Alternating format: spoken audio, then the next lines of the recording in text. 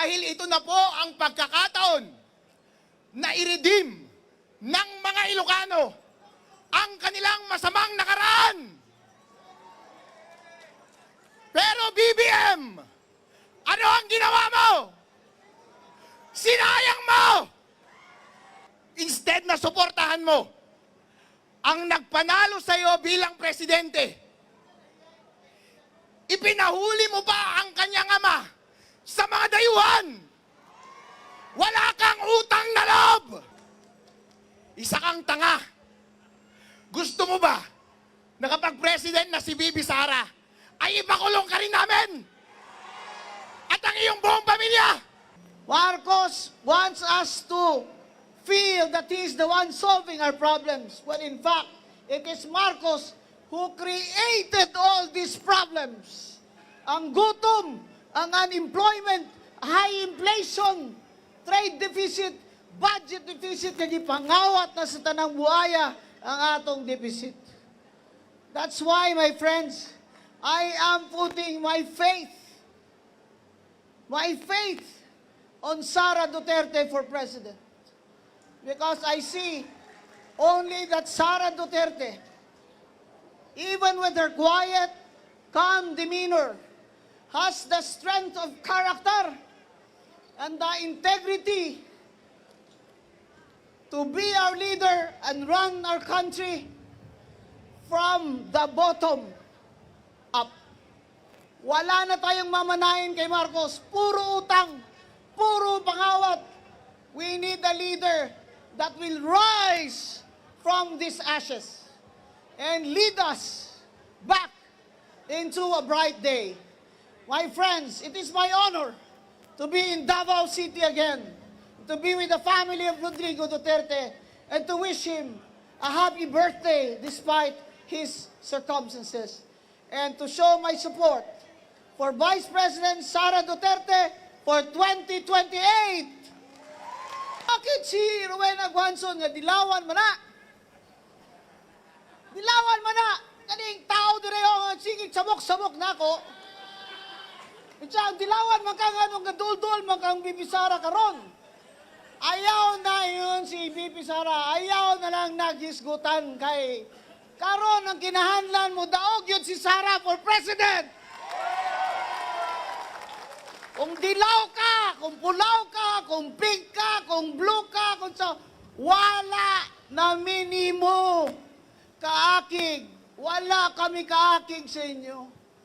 Upod na lang kita diritanan kay Sara para sa aton pungsod. Kaya kung hindi si Sara Duterte ang magpresidente, walang mananagot. Kaya si Rowena Guanzon magsasara Duterte. Kasi Sara Duterte lang ang presidente na kung siya ang manalo, may mananagot.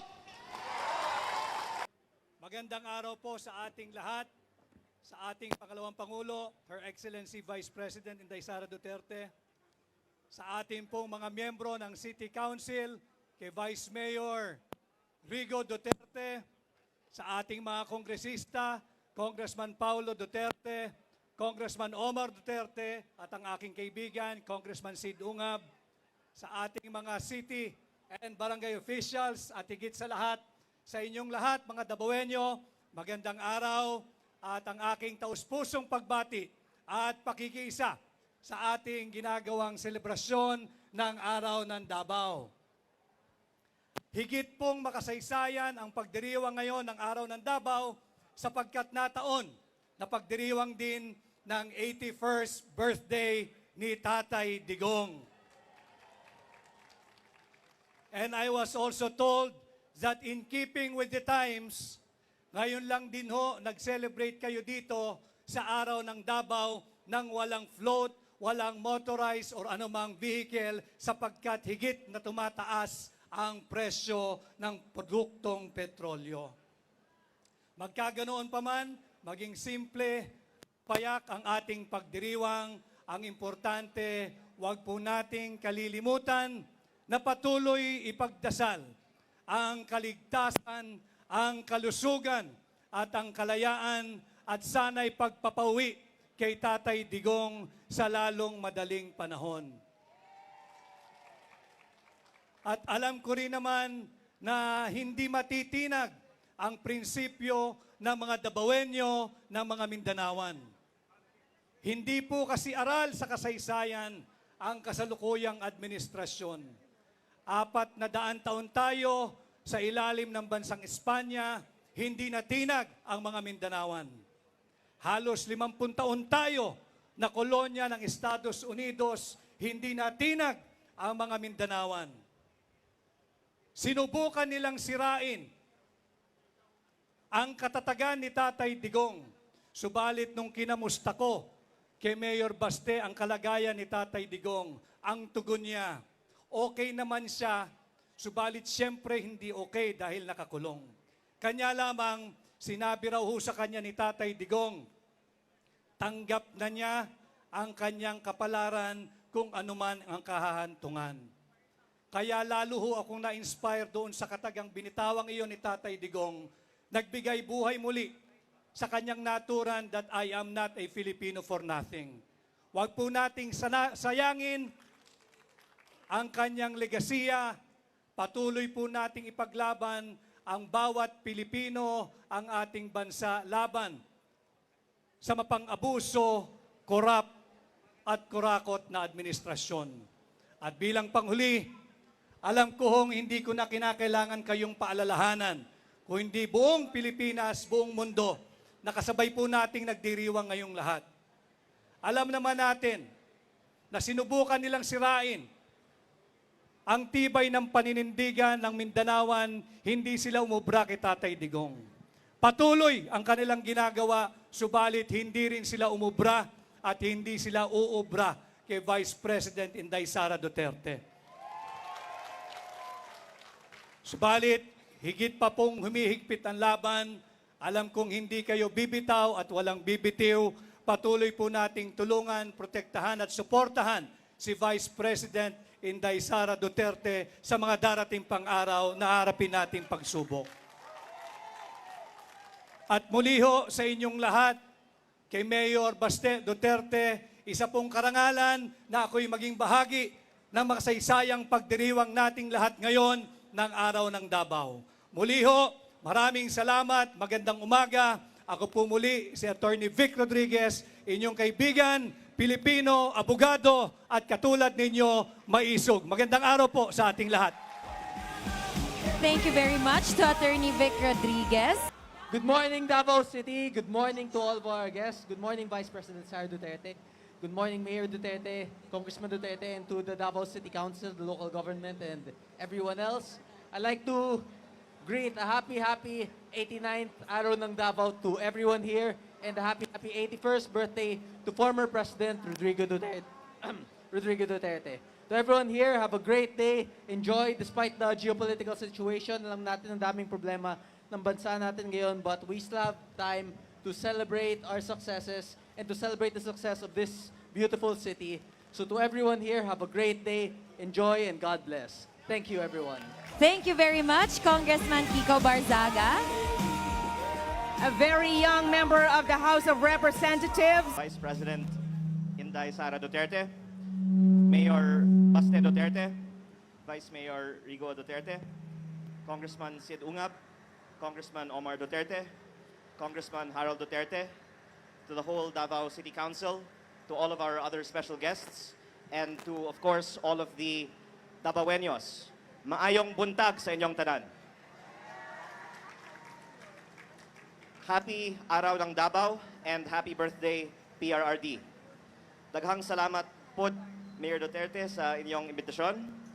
And I'm very happy to be here again. And to all of the participants in today's parade, you've done a very good job, and I hope that we have a very good day today. Alam niyo po, ako ay masaya na makabalik dito habang ang Congress ay nasa session break. And sinabihan ako na kaming mga congressman, dapat wag masyadong manggulo. Mas mabuti daw ang congressman ngayon, magbakasyon muna. At baka akala nila nasa abroad ako. Hindi nila alam, sa Davao pala ako pupunta. kung saan mas maganda, mas malinis, mas safe, at napakabait ng mga tao. At dapat din suportahan ngayon ang domestic tourism, lalong-lalo na dahil sa taas ng presyo ng langis. Ganon din, kung may mga Davaoenyo na gustong bumisita sa Maynila, welcome na welcome po kayo at pwede tayong magkita sa Luneta. Mayor, baka pwede tayong mag-arkila ng barko. At kahit ilang Davaoenyo ang gustong bumisita sa Maynila, pwede tayong magkita doon. Sabihin lang ninyo ilan ang gustong bumisita. Pero baka aabot sa 100,000. Baka kung anong iisipin nila. Basta nandun tayo para sa turismo at sightseeing lang. Pero pagdating ninyo sa Luneta, bahala na kayo kung saan kayo susunod na pupunta. Kaya ako po ay, of course, also sure na gusto niyong bumalik kaagad sa Davao dahil ang ganda dito. At ang Davao, of course, ay isang very promising tourism destination na gustong puntahan ng mas marami pang mga Pilipino. At lalong-lalo po ngayong araw, ang araw ng Davao at ang isang special day, ang birthday ni former President Rodrigo Duterte. I'm sure it's going to be a very festive day. Kaya bago akong magtapos, gusto ko lang pong batiin muli ang buong lungsod ng Davao, isang happy araw ng Davao, happy birthday PRRD, at isang maayong buntag sa inyong tanan. Daghang salamat po muli sa inyong imbitasyon. Matayo Davao!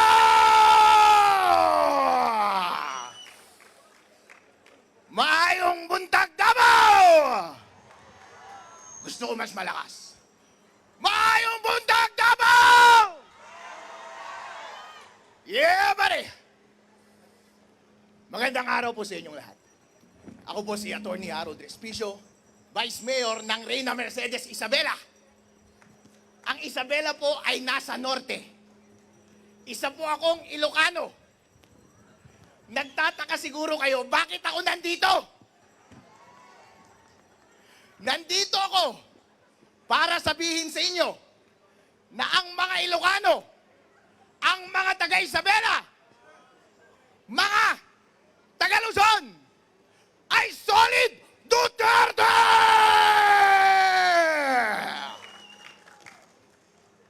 Sinasabi ko po sa inyo, sinasabi ko kay VP Sara, mula sa aming bayan at sa aming isla at sa aming probinsya, mahal po kayo ng mga Ilocano. Totoo po yan. Hindi po ako nambobola. Dahil po, kahit sabihin nilang maraming nagmamahal kay BBM, hindi ibig sabihin na hindi namin mahal si Sara. Dahil sa totoo lang po, nung tumakbo si VP Sara at si BBM ng sabay, noong nakaraang eleksyon, tuwang-tuwa po kami. Bakit po? Dahil ito na po ang pagkakataon na i-redeem ng mga Ilocano ang kanilang masamang nakaraan. Pero BBM, ano ang ginawa mo? Sinayang mo! Instead na i-redeem mo ang pangalan ng iyong pamilya, ang ating lahi, nag-double down ka pa sa pagnanakaw! Instead na suportahan mo ang nagpanalo sa iyo bilang presidente, ipinahuli mo pa ang kanyang ama sa mga dayuhan. Wala kang utang na loob!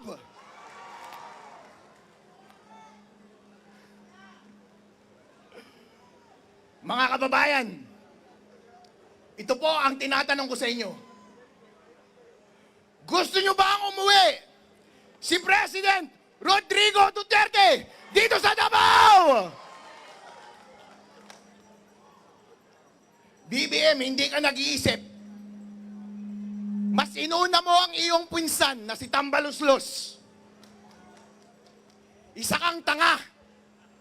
Gusto mo ba na kapag president na si Bibi Sara, ay ipakulong ka rin namin? At ang iyong buong pamilya?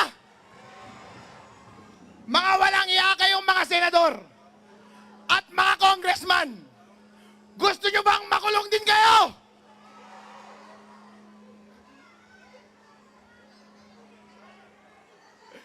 Ngayon po, ito ang ginagawa nila. Gusto nilang i-impeach si VP Sara para hindi siya manalo bilang presidente ng Pilipinas. Papayag ba kayo doon?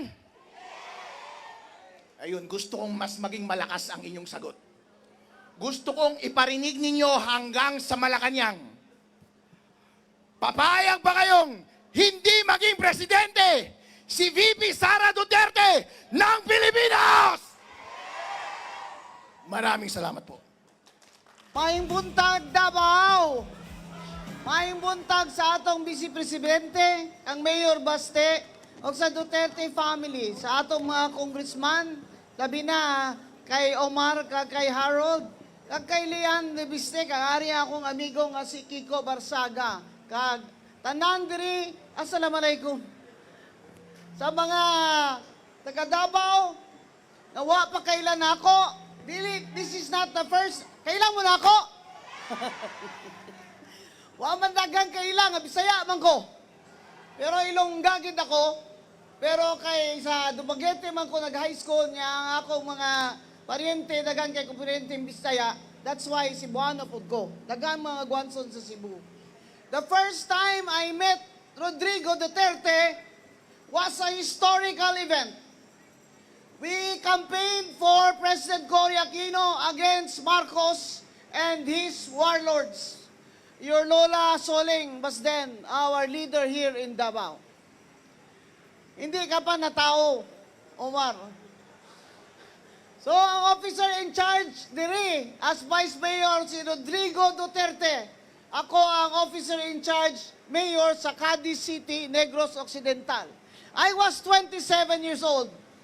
But like Rodrigo Duterte, I was used to gangsters and private armies and ang mga komunista, taggan kayo sa Negros sa una kay Sugar man me. Sugar man me. Ako may nag-vice president for the Visayas dito sa City, League of Cities, kaya wa may musugot, kay hadlok man sila tanan mo adtog Mindanao. So ako ilang gipili, I was 27 years old, gipaadto ko nila dire kay Digong. That's the first time I met this man that everybody was talking about. And I said, I want to meet this Rodrigo Duterte, so I will go. Mag-bulletproof vest ka, Mayor. Magganyan ka. Ano mo mag-bulletproof vest? Si andun si Digong. Kailangan ka ba mag-bulletproof vest nga naana siya dito? So I came here. That's the first time I met him with June Ibasco. I remember this meeting clearly because we were building a new nation. We were building a new democracy. We toppled warlords in Mindanao and in the Visayas, our very own Armin Gustilo. But here was Rodrigo Duterte, a lawyer, a former fiscal, and son of Chia Soleng, who stood against the Marcoses here and all their warlords. So I came to meet him. 27 anyos lang ko, niyan siya, Mayor. Kadungog ko nga, kanang imong pusil, mao mo na yung pinakamahal nga pusil sa kalibutan. He did not ask me any question. He just asked me about the gun I was carrying. So I said, this man is after my own heart. Because instead of talking about politics, he asked me to see my gun. At that time, I was carrying, yes, the most expensive handgun in the world. It was called an HK P7. the time very hard to get that. Yun lang ang hiningi niya sa akin, na makita niya lang yung baril na yan na sinasabi, yan daw ang pinakamahal na pusil sa bilog na kalibutan. And that's when I said, hindi nga tao ni, this man is going to be a very strong leader of the nation someday. And wala yun ko nagsala. Kaya as I looked at his career, we met again. We met again on paper in the Commission on Elections, Vice President. Rodrigo Duterte, Mayor of Davao, was substituting for Dino. The problem with the certificate of candidacy was Dino signed the candidacy for Mayor of Pasay, not President of the Philippines. And therefore, there was a technicality. And somebody objected. The case was raffled to me. Prior to that, the case of Grace Poe was raffled also to me, and I disqualified Grace Poe on the ground that as a foundling, she was not natural born, and therefore could not run for President of the Philippines. And here comes Rodrigo Duterte. Substitute siyang Dino. Unsa naman ni si Dino ay nagpirma-pirma naman tong certificate of candidacy nga mayor sa Pasay may gibutang dito. God bless his soul. Di ba? The case again was raffled to me. So again, Rodrigo Duterte and I met on paper.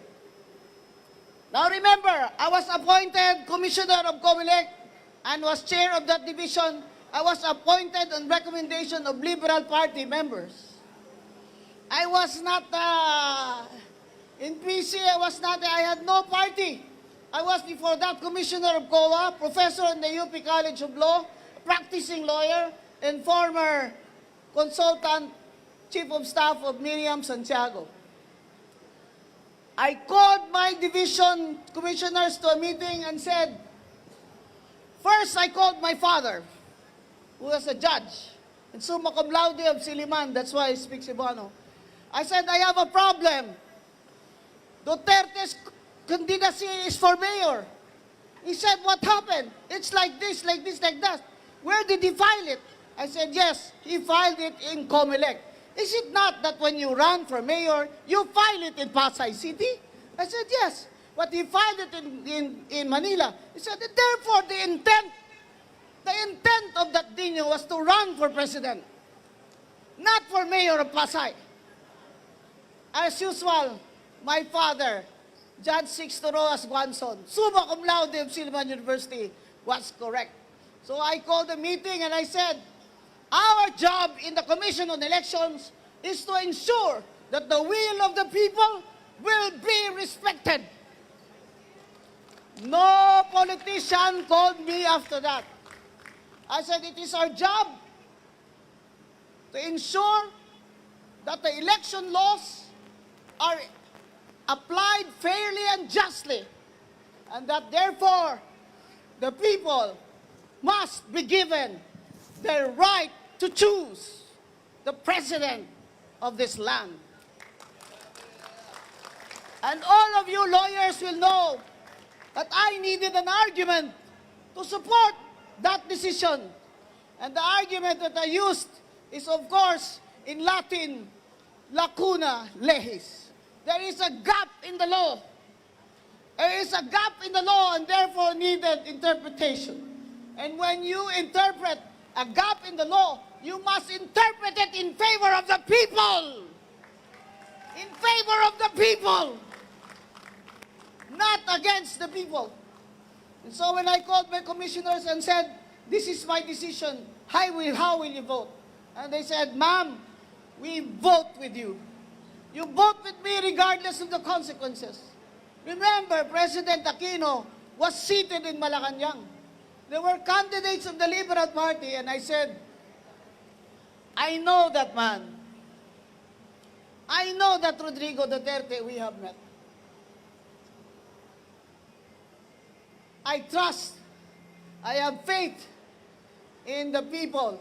I have faith in the Filipino people that they will choose the right leader. And that, my friends, is the reason why I'm here. And on a final word, I have to tell you, bakit si Rowena Guanzon nga dilawan man na? Dilawan man na! Kaning tao direho nga sige sabok-sabok na ako. Ang dilawan man kang anong gadul-dul man kang Bibisara karon. Ayaw na yun si Bibisara. Ayaw na lang naghisgutan kay karon ang kinahanlan mo daog yun si Sara for president. Kung dilaw ka, kung pulaw ka, kung pink ka, kung blue ka, kung sa wala na minimo kaakig. Wala kami kaakig sa inyo. Upod na lang kita diritanan kay Sara para sa aton pungsod. Kaya kung hindi si Sara Duterte ang magpresidente, walang mananagot. Kaya si Rowena Guanzon magsasara Duterte. Kasi Sara Duterte lang ang presidente na kung siya ang manalo, may mananagot. Ilang taon ako sa politika. Sa tiyan pa lang na nanay ko, 67 years old na ako ngayon. Politiko na ako. Board member man nanay ko, 33 years. Wala pa ako nakita ng gobyerno na ganito. Puro ka magnanakaw. Mga kawatan. Ang kailangan ng Pilipinas, reforma. Zero corruption. Zero tolerance. That is why, this early, I already commit my support to you, Vice President Sara Duterte. Whether I run for senator or not, I am going to campaign, as I am campaigning now, for Sara Duterte, who will be the next president of the Philippines. O sa mga Bisaya, mga Ilonggo, mga Waray, sa Visayas, kabalo na makamutanan, nga ang Negros Occidental, wala yun aga Marcos ever since because gi-bankrupt niya na niya during martial law. My family, he confiscated our electric plant. All families were confiscated. Ang sugar, monopolize ang sugar trading. So we had to stop planting. Our people starved because we had to stop planting. Why will we plant if we're going to lose money? Now, Marcos Bongbong is doing it again. He is smuggling sugar. That's why our sugar prices from Negros Occidental are down. Down by more than 600 pesos per kilo bag. You know what that means? That means hundreds, thousands of workers will be out of jobs in the next 2 years if this continues. Smuggling of sugar, smuggling of fuel. Smuggling of fuel is now going on in our borders. Marcos wants us to feel that he is the one solving our problems, when in fact, it is Marcos who created all these problems. Ang gutom, ang unemployment, high inflation, trade deficit, budget deficit, kaya pangawat na sa tanang buhaya ang atong deficit. That's why, my friends, I am putting my faith on Sara Duterte for president. Because I see only that Sara Duterte, even with her quiet, calm demeanor, has the strength of character and the integrity to be our leader and run our country from the bottom up. Wala na tayong mamanahin kay Marcos. Puro utang, puro pangawat. We need a leader that will rise from these ashes and lead us back into a bright day. My friends, it is my honor to be in Davao City again, to be with the family of Rodrigo Duterte, and to wish him a happy birthday despite his circumstances, and to show my support for Vice President Sara Duterte for 2028. Daghang salamat. Mayong buntag sa inyong tanan. Magandang umaga po. Bibilisan ko lang po ang mensahe. Kami po sa Duterte Youth Party List ay lubos na nagpapasalamat kay Vice President Sara Duterte, kay Mayor Baste Duterte, Kong Pulong, Kong Omar Duterte, Kong Harold Duterte, Kong Sidungab, at syempre kay Pangulong Rodrigo Duterte na nagse-celebrate ng kanyang birthday ngayong araw na ito. Masabi ko sa inyo, sa Kongreso, nung isang taon, hinarap si Pangulong Rodrigo Duterte sa Quadcom at isa lang kongresista ang nagtanggol kay Pangulong Rodrigo Duterte, ang inyong Duterte Youth Party List. Ang speaker noon, Martin Romualdez, ang presidente, Bongbong Marcos, ay aming ninong.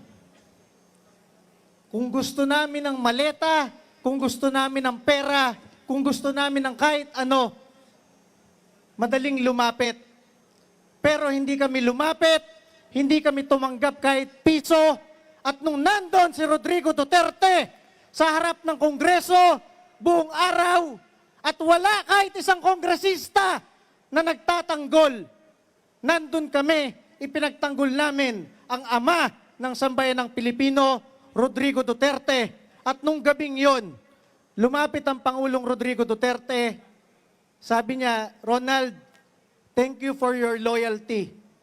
Masabi ko sa inyo, yung binanggit ni Pangulong Duterte na yon ay mas mahalaga kesa sa kahit anong pera, kesa sa kahit anong posisyon. Ama ng sambayan ng Pilipino na lumapit sa iyo, nagpasalamat, yun ay higit-higit na sa kailangan namin sa Duterte Youth Party List. At dahil doon, kahit anong mangyari, kahit anong nangyari noong isang taon, nanalo ang inyong Duterte Youth Party List, #1 sa buong mundo, #1 sa local absentee ng mga pulis at sundalo, hindi pinaupo ng COMELEC, dinisqualify. Pero nandito kami ngayon, naninindigan para kay Vice President Sara Duterte dahil alam namin, pag upo ng ating Pangulong Sara Duterte, babalik ang hustisya sa ating bansa, mababawi lahat ng ninakaw sa sambayan ng Pilipino at lahat ito ay magpapatuloy sa tunay na pagbabago na nilagay ni Rodrigo Duterte sa sambayan ng Pilipino. Muli po, maraming salamat po at happy birthday po kay Pangulong Rodrigo Duterte. Mayong buntag, Davao! Bakit naman nung tinawag ako, ang tawag nyo sa message ko, short message? Parang may gusto yata kayong sabihin. Anyway, alam nyo po, I'm happy to be here. Nagkakasiyahan po tayo sa kaarawan ni Tatay Digong. Samahan nyo ko sa isang birthday greetings. Happy birthday! Happy birthday! Tatay Digong! Happy lakas! Happy birthday! Tatay Digong! Ngunit sa gitna po ng ating kasiyahan ay nagluluksa po tayo. Kaya kung makikita nyo po, may mga tao rito na nakasuot ng itim. Nagluluksa tayo sapagkat kinidnap, kinulong ang ating mahal na Tatay Digong. Anong kasalanan niya? Inubos niya ang mga adik sa Pilipinas. Binaba niya ang kriminalidad.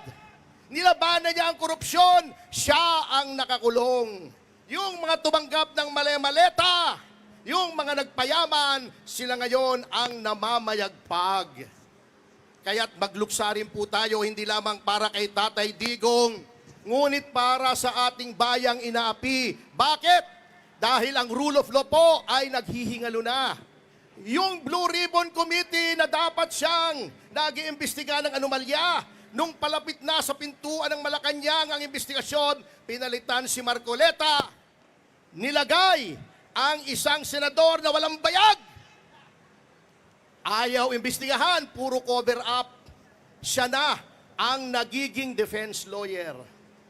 Yung ating ombudsman na pinakahuling sumbungan ng anomalya, sinong nilagay nila? Tuta ng Malacanang! Ipinilit! Binraso! Kitang-kita! Tutang-tuta, puppet na puppet nila. Ang ating mga mambabatas na dapat sila ang nagsasabi ng tinig ng ating mga taong bayan, the House of the People daw. Siyempre, hindi kasama si Congressman Ungab doon sa mga ungas. Ito ungab, yung marami doon ungas. Anong ginagawa sa gitna ng krisis? Anong inaatupag? Impeachment! Hindi lang impeachment, yung rule of law, binabaluktot. Katulad niyan, si Luistro, si De Lima, ang papangit ng sinasabi. Magaganda naman sila, di ba? Lalo na si De Lima, kaya nga, ang daming naloko sa kanyang lalaki. Puro pagbaluktot ng batas. Wala naman sa saligang batas ginagawa. Anong gusto nila? Para siraan ang ating pangalawang Pangulo. Yang si Sedanya, tabingi! Ang katuwiran! Hindi pa tapos eh. Kaya tayo po, huwag tayong matatakot, mga kasama. Solid tayo dito sa Davao at I assure you, kita niyo yung mga nandito, Congressman Leviste, Batangas, Cavite, ang pugad ng revolusyon, Kiko Barsaga, nandito ang Duterte Youth Party List, Harold Respicio, Ilocano, nandito si Atty. Vic Rodriguez, na dismaya rin sa corruption sa Marcos administration, tumiwalag na sa kanila. Tayo po ay solid at alam niyo po, sana lang, ito lang ang pagtatapos ko. Sana, alam niyo yung iba po sa ating mga kababayan, kaya hindi lang gugulo. Sila po ay may pinanghahawakan sila na sa 2028 ay magkakaroon na naman ng tunay na pagbabago. Pag tinanggal nila yan, pag disqualify nila ang pangalawang Pangulo para tumakbong Pangulo, maghahalo ang balat sa tinalupan kasi wala na tayong aasahan. Ayan, inciting to sedition na naman ang kaso ko dyan. Dadagdag. At bilang panghuli po, mga kasama, huwag po tayong pabubudol. Nabudol na tayo doon kay Pangulong Marcos Jr. Nabudol na tayo kay Rizzo Ontiveros na inendorso ni Vice President Sara. May mga tao po dyan, nagkukunwari, Duterte daw sila. Tingnan yung history nila. Anong sinasabi nila noon laban kay Pangulong Duterte? Anong sinasabi nila laban kay VP Sara?